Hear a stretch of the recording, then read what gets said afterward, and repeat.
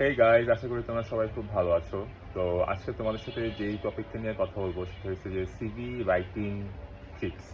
তো সিভিটা আসলে খুবই ইম্পর্টেন্ট একটা জিনিস যে কোনো জবের জন্য। অ্যান্ড বর্তমানে আসলে যে কম্পিটিটিভ যে মার্কেট, তো এই মার্কেটে একটা সঠিক সিভি যদি তোমরা যদি তৈরি না করো তাহলে আসলে একটা ইন্টারভিউ কল পাওয়া খুবই টাফ। তো সিভি লেখার মধ্যে আমার কাছে যেটা মনে হয় যে আমরা অনেকেই যেটা সবচেয়ে বড় ভুল করে সেটা হচ্ছে যে সিভির সাইজটা 1 পৃষ্ঠার বেশি হয়ে যায়। বাট আমার মতে সিভির সাইজ সবসময় 1 পৃষ্ঠার মধ্যে হওয়া উচিত। অ্যান্ড আরও যেটা বড় ভুল সেটা হচ্ছে যে যদি তোমার সিভির সাইজটা 2 পৃষ্ঠা হয়, অনেকে যেটা করে প্রথম পেজের মধ্যে শুধুমাত্র তার বেসিক ইনফরমেশান অ্যান্ড তার ভার্সিটির ইনফরমেশান, তার অবজেক্টিভ এইগুলো লিখে অ্যান্ড পরের পেজে গিয়ে অ্যাড করে তার স্কিল, তার প্রজেক্টস এইগুলা। অথচ এই স্কিল আর প্রজেক্টসটাই কিন্তু সবচেয়ে বেশি ইম্পর্টেন্ট, যেটা একদম শুরুতেই থাকা উচিত। সো আমার মতে সিভিটা হওয়া উচিত 1 পেজের একটা সিভি। তো 1 পেজের একটা সিভি হলে সেটা দেখতেও সুন্দর লাগে, প্লাস প্রথম ভিউতেই তোমার টোটাল ইনফরমেশন সব দেখা হয়ে যেতেছে এইচআর ডিপার্টমেন্টের। সো ইজিলি সব কিছু ডিটেক্টেবল, ঠিক আছে।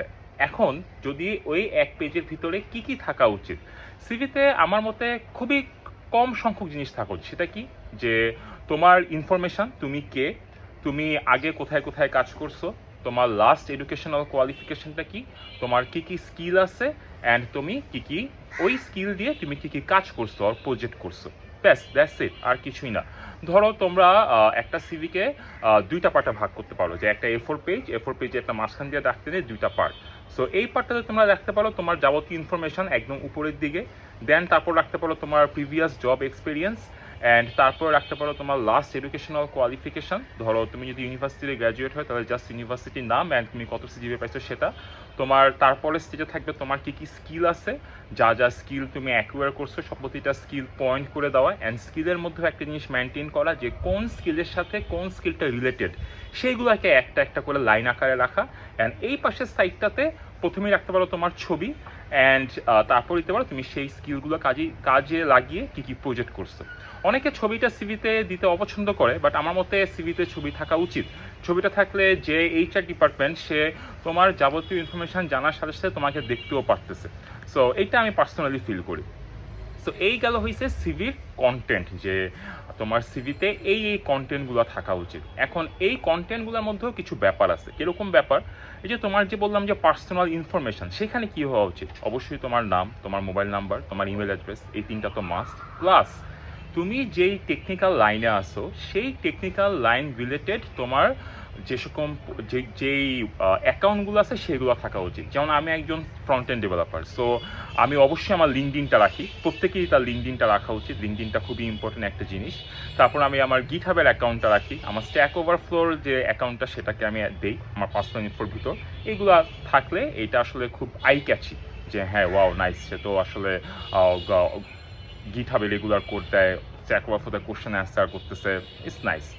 দেন তোমার প্রিভিয়াস জব এক্সপিরিয়েন্সে তুমি যেই যে অফিসে কাজ করছো সেগুলোর নাম তো থাকবেই, প্লাস তুমি ওই অফিসগুলোতে কি কি কাজ করছো সেই ইম্পর্টেন্ট কোনো কিছুগুলা 1-2 লাইন করে একটু লিখে দাও। এতে করে একটু হাইলাইট হয় যে আচ্ছা ঠিক আছে, তাহলে সেই ছেলেটা আমাদের জবের জন্য আসছে, সো তা তো প্রিভিয়াসলি এই কাজ করছে, সো তোমাকে তাহলে তারা ইন্টারভিউর জন্য কল করতে আগ্রহী হবে। দেন তারপর স্কিলসটা তো বললামই যে স্কিলসটা খুবই ইম্পর্টেন্ট, যে তুমি কী কী স্কিলস ব্যবহার করছো সেটা লেখা। অ্যান্ড পাশাপাশি যে প্রজেক্টগুলো যখন তুমি লিখতেছো, প্রতিটা প্রজেক্টের যদি একটা করে লিঙ্ক থাকে, যে আমি একটা লিঙ্কে চাপ দিলাম, চাপ দিয়ে আমি সেই প্রজেক্টটা দেখে ফেলতে পারলাম, তাহলে এটা আরও বেস্ট। তাহলে যে এইচআর ডিপার্টমেন্ট সে তোমার প্রজেক্টগুলোও দেখে ফেলতে পারলো যে ওয়াও নাইস, তো এই প্রজেক্ট করছে, খুবই অসাম, নাইস।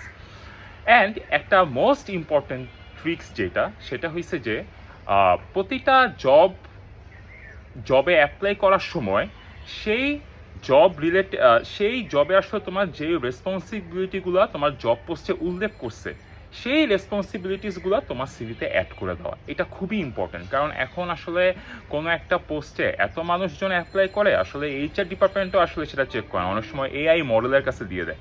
সো তারা কি করে, এআই মডেলের কাছে কিছু কিওয়ার্ড দিয়ে দেয় যে তোমার যদি সিভিতে এই কিওয়ার্ডগুলো থাকে তাহলেই তুমি সিভিটা আমাদের পরবর্তী ধাপে ফরওয়ার্ড করবা। সো তোমার ওই জব পোস্টের ভিতরে যে সকল তোমার জব রেসপন্সিবিলিটিস বা তোমার স্কিলস রিকোয়ার্ড, এই 2টা সেকশনকে ভালো মতো ফলো করবা। করবা, অ্যান্ড ফলো করার পর ওইখানে তোমার যেই কিওয়ার্ডগুলো চাইছে বা যেই নতুন নতুন জিনিসগুলো চাইছে যেগুলো তোমার সিভিতে নাই, সেই জিনিসগুলো সিভিতে অ্যাড করে দিবা। তো তার মানে কি দাঁড়াইতেছে যে আসলে তোমার একটা সিভি দিয়ে তুমি যদি চিন্তা করো তুমি সকল জবের জন্য অ্যাপ্লাই করবা, সেটা আসলে কখনোই না। তোমার জব পোস্ট অনুযায়ী তোমার সিভি প্রতিনিয়ত চেঞ্জ হবে। আমি এই প্যাটার্নটা ফলো করছি অ্যান্ড আমি আসলে খুবই ভালো সাকসেস রেট পাইছি। সো আমি আমার নেক্সট ভিডিওতে সিভি সংক্রান্ত আরও কিছু ট্রিক্স দেওয়ার ট্রাই করবো। ভিডিওটা অলরেডি অনেক বড় হয়ে গেছে। সো আমি আমার যে পার্সোনাল সিভিটা সেটা আমি আমার এই ভিডিওর কমেন্টে অ্যাডও করে দিব। আই হোপ তোমরা সবাই দেখবা অ্যান্ড তোমরা তোমাদের ফিডব্যাক দিবা। আমারও অনেক কিছু জানার আছে, আমিও নতুন নতুন জিনিস শিখবো। So thank you all for watching this video. By.